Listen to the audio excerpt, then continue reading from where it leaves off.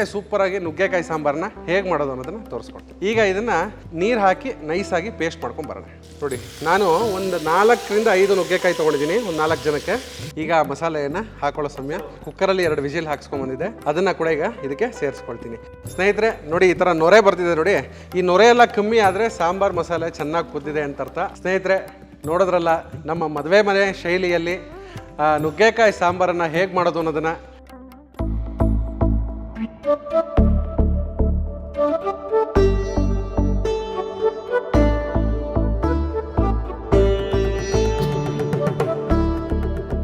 ಸ್ನೇಹಿತರೆ, ಎಲ್ಲರಿಗೂ ನಮ್ಮ ಕಲರ್ ಟಾಕೀಸ್ ಚಾನಲ್ಗೆ ಮತ್ತೊಮ್ಮೆ ಸ್ವಾಗತ ಹಾಗೂ ಸುಸ್ವಾಗತ. ಸುಮಾರು ಜನ ಕೇಳ್ತಾ ಇದ್ರು, ಸಾಂಬಾರು ಪುಡಿ ತೋರಿಸಿದ್ರಿ, ಆದರೆ ಒಳ್ಳೆ ಒಂದು ನುಗ್ಗೆಕಾಯಿ ಸಾಂಬಾರು ತೋರಿಸ್ಕೊಡಿ, ನಾವು ಮನೇಲಿ ಟ್ರೈ ಮಾಡ್ತೀವಿ, ತುಂಬ ಚೆನ್ನಾಗಿರುತ್ತೆ. ಯಾಕಂದರೆ ಮದುವೆ ಮನೆಗಳಲ್ಲಿ ರಿಸೆಪ್ಷನ್ಗಳಲ್ಲೆಲ್ಲ ಟೇಸ್ಟ್ ಮಾಡಿರ್ತಾರೆ, ಅಲ್ಲಿ ಬಂದಾಗೆಲ್ಲ ಕೇಳ್ತಾ ಇರ್ತಾರೆ, ಈ ಸಾಂಬಾರು ಒಂದ್ಸಲಿ ತೋರಿಸಿ, ಸಾಂಬಾರು ಪುಡಿ ತೋರಿಸಿದಿರಲ್ಲ ಅದರಲ್ಲೊಂದ್ಸಲಿ ಸಾಂಬಾರು ಮಾಡಿ ತೋರಿಸಿ ಅಂತ. ಸಾಂಬಾರು ಪುಡಿ ಈಗ ಆಲ್ರೆಡಿ ತೋರಿಸಿದ್ದೀನಿ, ಅದನ್ನೊಂದ್ಸಲಿ ನೋಡ್ಕೊಂಬನ್ನಿ. ಆ ಸಾಂಬಾರು ಪುಡಿ ಉಪಯೋಗಿಸ್ಕೊಂಡು ನುಗ್ಗೆಕಾಯಿ ಸಾಂಬಾರು, ಒಳ್ಳೆ ಸೂಪರಾಗಿ ನುಗ್ಗೆಕಾಯಿ ಸಾಂಬಾರನ್ನ ಹೇಗೆ ಮಾಡೋದು ಅನ್ನೋದನ್ನು ತೋರಿಸ್ಕೊಂಡು ನಾವೊಂದು 3ರಿಂದ 4 ಟೇಬಲ್ ಸ್ಪೂನ್ ಅಷ್ಟು ಸನ್ಪ್ಯೂರ್ ಕಡಲೆಕಾಯಿ ಎಣ್ಣೆಯನ್ನು ಉಪಯೋಗಿಸ್ತಾ ಇದ್ದೀನಿ. 1 ಮುಷ್ಟಿ ಮೆಂತ್ಯವನ್ನು ಹಾಕ್ಕೊಳ್ತಿದ್ದೀನಿ ನೋಡಿ, 50 ಗ್ರಾಮ್ ಮೆಂತ್ಯ ಒಳಮುಷ್ಟಿ, 1 ಮುಷ್ಟಿ ಕಾಳು ಮೆಣಸು, ಇದಕ್ಕೆ 3 ಮುಷ್ಟಿ ಕಡಲೆಬೇಳೆ ಹಾಕ್ತಾ ಇದ್ದೀನಿ, ಹಾಗೆ 3 ಮುಷ್ಟಿ ಉದ್ದಿನಬೇಳೆ ಹಾಕ್ತಾ ಇದ್ದೀನಿ. ಇದನ್ನ ಸಣ್ಣ ಉರಿಲಿ ಚೆನ್ನಾಗಿ ಇದು ಹುರ್ಕೋಬೇಕು. ಸ್ನೇಹಿತರೆ ಈಗ ನೋಡಿ, ಒಂದು 50% ಫ್ರೈ ಆಗಿದೆ.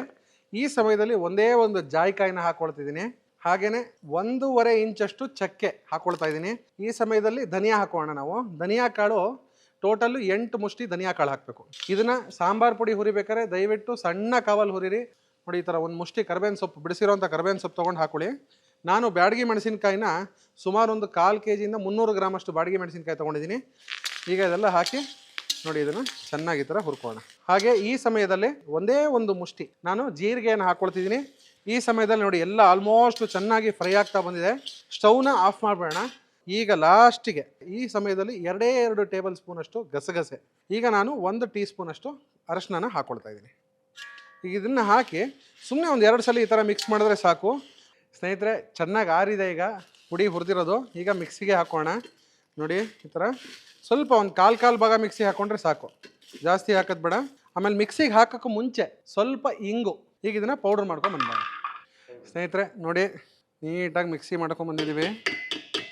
ಸ್ನೇಹಿತರೆ ಈಗ ನಾನು ನುಗ್ಗೆಕಾಯಿ ಸಾಂಬಾರನ್ನ ಒಂದು 3ರಿಂದ 4 ಅಂದರೆ ಒಂದು 5 ಜನ, ಒಂದು ಸಂಸಾರಕ್ಕೆ ಪೂರ್ತಿ ಆಗೋ ಥರ ತೋರಿಸ್ಕೊಡ್ತೀನಿ. ಒಂದು 5 ಜನಕ್ಕೆ ಆಗೋಷ್ಟು 5 ಜನಕ್ಕೆ ಆಗೋಷ್ಟು ಸಾಂಬಾರು ಮಾಡೋದಕ್ಕೆ ನಾನು ಮೊದಲಿಗೆ ಅರ್ಧ ಹೋಳು ತೆಂಗಿನಕಾಯಿ ತುರಿಯನ್ನು ತುರಿದಿಟ್ಕೊಂಡಿದ್ದೀನಿ. ಇದನ್ನೆಲ್ಲ ಮಿಕ್ಸಿಗೆ ಹಾಕೋಬೇಕು, ಅದಕ್ಕೋಸ್ಕರ ಇದನ್ನು ಒಂದು ಬೇಸನ್ಗೆ ಹಾಕ್ಕೊಳ್ತಿದ್ದೀನಿ. ಅರ್ಧ ಹೋಳು ತೆಂಗಿನಕಾಯಿ ತುರಿ ಹಾಕೋತಾ ಇದ್ದೀನಿ.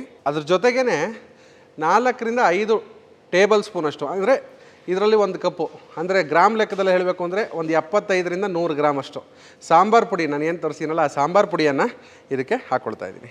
ಹಾಗೆ 2 ಉಂಡೆ ಬೆಳ್ಳುಳ್ಳಿ, ಸ್ವಲ್ಪ ಕೊತ್ತಂಬರಿ ಸೊಪ್ಪು, ರುಬ್ಬಕ್ಕೆ ಕೊತ್ತಂಬರಿ ಸೊಪ್ಪು ಹಾಕ್ಕೊಂಡ್ರೆ ಒಳ್ಳೆ ಘಮ ಅನ್ನತ್ತೆ, ಸಾಂಬಾರು ತುಂಬ ಚೆನ್ನಾಗಿರುತ್ತೆ ನುಗ್ಗೆಕಾಯಿ ಸಾಂಬಾರು, ಅದಕ್ಕೋಸ್ಕರ ಸ್ವಲ್ಪ ಕೊತ್ತಂಬರಿ ಸೊಪ್ಪು ಕೂಡ ಹಾಕ್ತಿದ್ದೀನಿ. ಈಗ ಇದನ್ನು ನೀರು ಹಾಕಿ ನೈಸಾಗಿ ಪೇಸ್ಟ್ ಮಾಡ್ಕೊಂಡು ಬರೋಣ. ನಾವು ಯೂಸ್ ಮಾಡ್ತಿರೋದು ಸನ್ಪ್ಯೂರ್ ಸನ್ಫ್ಲವರ್ ಆಯಿಲ್.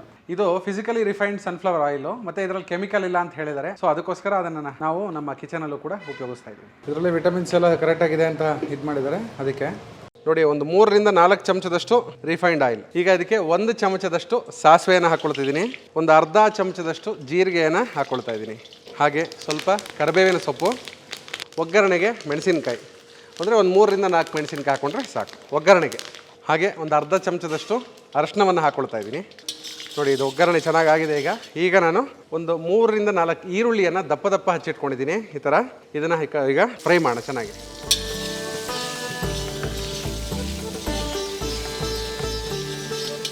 ಈರುಳ್ಳಿ ಹಾಕಿ ಒಂದು 2 ನಿಮಿಷ ಚೆನ್ನಾಗಿ ಫ್ರೈ ಆದಮೇಲೆ ಸ್ವಲ್ಪ ಅದು ಬೆಳ್ಳಗಾಗಬೇಕು. ಆದಮೇಲೆ ಈಗ ನಾನು ಅದಕ್ಕೆ ನುಗ್ಗೆಕಾಯಿನ ಹಾಕ್ಕೊಳ್ತೀನಿ. ನೋಡಿ, ನಾನು ಒಂದು 4ರಿಂದ 5 ನುಗ್ಗೆಕಾಯಿ ತೊಗೊಂಡಿದ್ದೀನಿ ಒಂದು 4 ಜನಕ್ಕೆ.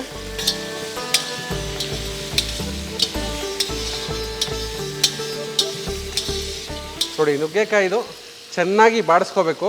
ಈ ಬಾಡಿಸ್ತಾನೆ ಚೆನ್ನಾಗಿ ಒಂದು 40ರಿಂದ 50% ಚೆನ್ನಾಗಿ ಬೆಂದೋಗುತ್ತೆ. ಆಮೇಲೆ ನೀರು ಹಾಕಿ ಅದಕ್ಕೆ ಅದು ಮುಳುಗೋವಷ್ಟು, ನುಗ್ಗೆಕಾಯಿ ಮುಳುಗೋವಷ್ಟು ನೀರು ಹಾಕಿ ಚೆನ್ನಾಗಿ ಇದನ್ನು ಬೇಯಿಸ್ಕೋಬೇಕು. ನಾನಿವಾಗ ಇದು ನೋಡಿ, ಒಂದು 30ರಿಂದ 40 ಭಾಗ ಚೆನ್ನಾಗಿದು ನೋಡಿ ಈ ಥರ ಬಾಡಿಸ್ಕೊಂಡು ಬೇಯಿಸ್ಕೊಂಡಿದ್ದೀನಿ. ಈಗ ನೆಕ್ಸ್ಟು ಈಗ ನೀರು ಹಾಕಿ ಇದನ್ನು ಬೇಯಿಸ್ಕೊಂಬೋಣ.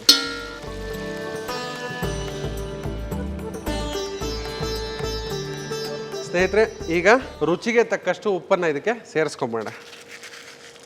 ಸ್ನೇಹಿತರೆ ನೋಡಿ, ನುಗ್ಗೆಕಾಯಿ ಚೆನ್ನಾಗಿ ಬೆಂದ್ಕೊಂಡು ಬಂದಿದೆ ಈಗ. ಹಾಗೆ ನಾವು ಮಸಾಲೆ ಏನು ಹಾಕ್ಕೊಂಡಿದ್ವಲ್ಲ ಅದನ್ನು ನೈಸಾಗಿ ರುಬ್ಕೊಂಡು ಬಂದಿದ್ದೀವಿ. ಈಗ ಆ ಮಸಾಲೆಯನ್ನು ಹಾಕೊಳ್ಳೋ ಸಮಯ.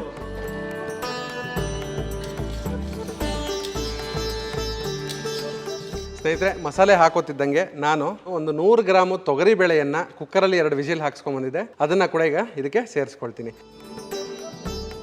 3 ಹೋಳು ಟೊಮೆಟೊವನ್ನು ಹಚ್ಚಿಟ್ಕೊಂಡ್ಬಂದಿದ್ದೀನಿ, ಅದನ್ನು ಕೂಡ ಈಗ ಸೇರಿಸ್ಕೊಳ್ತೀನಿ. ಹಾಗೆ 1 ನಿಂಬೆಹಣ್ಣು ಗಾತ್ರದಷ್ಟು ಹುಣಸೆ ಹಣ್ಣು ಫಿಲ್ಟರ್ ಮಾಡಿ ಇಟ್ಕೊಂಡಿದ್ದೀನಿ, ಅದನ್ನು ಕೂಡ ಈಗ ಇದಕ್ಕೆ ಸೇರಿಸ್ಕೊಳ್ಳೋಣ. ಉಪ್ಪು ಆಲ್ರೆಡಿ ಹಾಕಿದ್ದೀವಿ ರುಚಿಗೆ ತಕ್ಕಷ್ಟು. ಈಗ ಇದಕ್ಕೆ ಕನ್ಸಿಸ್ಟೆನ್ಸಿಗೆ ತಕ್ಕನಂತೆ ಒಂದು ಸ್ವಲ್ಪ ನೀರನ್ನ ಸೇರಿಸ್ಕೊಂಡು ಒಂದು 2 ನಿಮಿಷ ಚೆನ್ನಾಗಿ ಕುದ್ದು ಬಂದು ಆ ನೊರೆ ಇರುತ್ತೆ, ಆ ನೊರೆ ಎಲ್ಲ ಕಮ್ಮಿ ಆದರೆ ಸಾಂಬಾರು ರೆಡಿ ಅಂತ ಒಳ್ಳೆ ಘಮಘಮ ಅಂತಿರೋ ನುಗ್ಗೆಕಾಯಿ ಸಾಂಬಾರು ರೆಡಿ ಆಗುತ್ತೆ.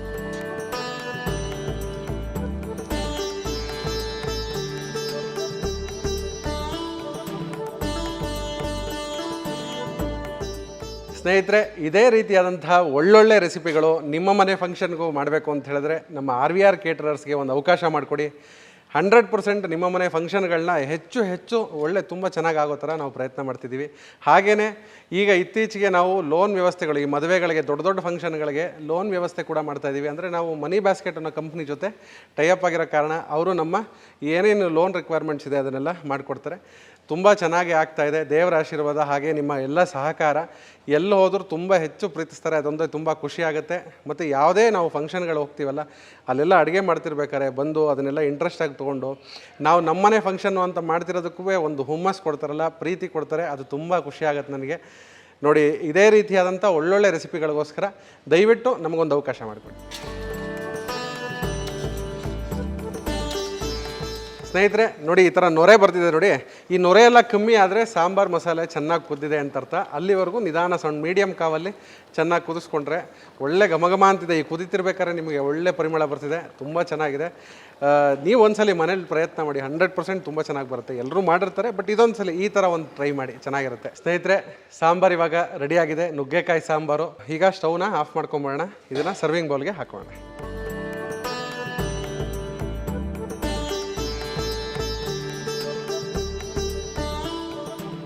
ಲಾಸ್ಟಿಗೆ ಸ್ವಲ್ಪ ಕೊತ್ತಂಬರಿ ಸೊಪ್ಪು. ಸ್ನೇಹಿತರೆ, ನೋಡಿದ್ರಲ್ಲ ನಮ್ಮ ಮದುವೆ ಮನೆ ಶೈಲಿಯಲ್ಲಿ ನುಗ್ಗೆಕಾಯಿ ಸಾಂಬಾರನ್ನು ಹೇಗೆ ಮಾಡೋದು ಅನ್ನೋದನ್ನು ನಾವು ದೊಡ್ಡವ್ರ ಹತ್ರ ಕಲ್ತಿರೋದನ್ನು ನಿಮಗೆ ತೋರಿಸ್ಕೊಟ್ಟಿದ್ದೀನಿ. ತುಂಬ ಸಿಂಪಲ್ಲು, ತುಂಬ ಚೆನ್ನಾಗಿರುತ್ತೆ. ಇದು ಒಳ್ಳೆ ರುಚಿ ಕೊಡುತ್ತೆ ಮಾತ್ರ ನಿಮಗೆ. ಫಂಕ್ಷನ್ಗಳಲ್ಲಿ ಆ ಮದುವೆ ಮನೆಯಲ್ಲಿ ಎಲ್ಲ ತಿಂದಿರ್ತಿರಲ್ಲ, ಅದೇ ರುಚಿ ಕೊಡುತ್ತೆ.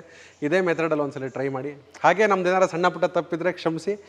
ಇದೇ ರೀತಿಯಾದಂಥ ಒಳ್ಳೊಳ್ಳೆ ರೆಸಿಪಿಗಳಿಗೋಸ್ಕರ ನಮ್ಮ ಕಲರ್ ಟಾಕೀಸ್ ಚಾನಲನ್ನು ಲೈಕ್ ಮಾಡಿ, ಶೇರ್ ಮಾಡಿ, ಸಬ್ಸ್ಕ್ರೈಬ್ ಮಾಡಿ.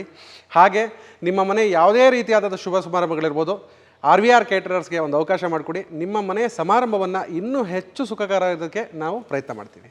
ಧನ್ಯವಾದ. ಈ RVR ಕೇಟರರ್ಸು 39 ವರ್ಷದ ಸೆಲೆಬ್ರೇಷನನ್ನು ಮಾಡ್ತಾ ಇದ್ದೀವಿ ಈ ವರ್ಷ.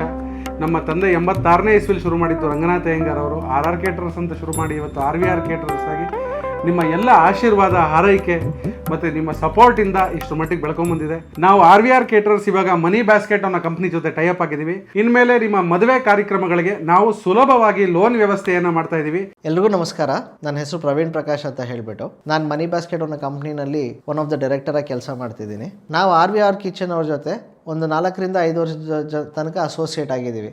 ಇವಾಗ RVR ಕಿಚನ್ ಅವರು ಅವರ ಮದುವೆ ಶುಭಾರಂಭಗಳು, ದೊಡ್ಡ ಕಾರ್ಪೊರೇಟ್ ಇವೆಂಟ್ಸ್ ಮಾಡಬೇಕಾದ್ರೆ ತುಂಬ ಜನ ಕಸ್ಟಮರ್ಸ್ಗಳು ಅವ್ರಿಗೆ ಲೋನ್ ಬೇಕು ಅಂತ ಬರ್ತಾರೆ, ಇಲ್ಲ ಫಂಡ್ಸ್ ಬೇಕು ಅಂತ ಹುಡುಕ್ತಾ ಇರ್ತಾರೆ ಮಾರ್ಕೆಟಲ್ಲಿ.